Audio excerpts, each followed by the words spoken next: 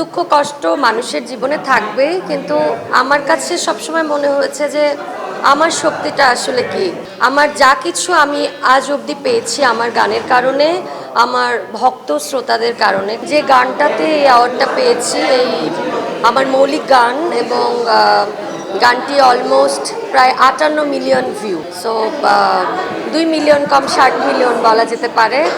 তো এই অ্যাওয়ার্ডটা শুধু আমার নয়, এই অ্যাওয়ার্ডটা আমার গীতিকবি সুরকার গীতিকবি তানভীর আহমেদ এবং সুরকার রুমন দেওয়ান আমার সঙ্গে গেয়েছে এবং মিউজিক করেছেন আমাদের রানা।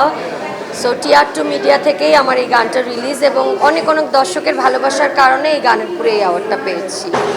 দুঃখ কষ্ট মানুষের জীবনে থাকবেই, কিন্তু আমার কাছে সবসময় মনে হয়েছে যে আমার শক্তিটা আসলে কি, আমি একজন নারী, আমার জীবনে আমার যা কিছু আমি আজ অবধি পেয়েছি আমার গানের কারণে, আমার ভক্ত শ্রোতাদের কারণে। কারণ আমার পরিবারের পাশাপাশি আমার সকল ভক্তদের সাপোর্ট ছিল, এবং তার পাশাপাশি আমার গান এবং আমাকে যারা ভালোবাসে তাদের জন্যই আজকে আমার অনেক বাধা, অনেক ঝড়, যাই কিছু জীবনের উপর দিয়ে যাক না কেন, আমি তার পরের মুহূর্তে ভেবেছি যে আসলে আমি কোন জিনিসের জন্য ভালো থাকবো, কি কারণে আমি আমার পরিবারকে নিয়ে ভালো থাকতে পারবো। তখন আমার মনে হচ্ছে আমার দর্শকের ভালোবাসা এবং আমার গান।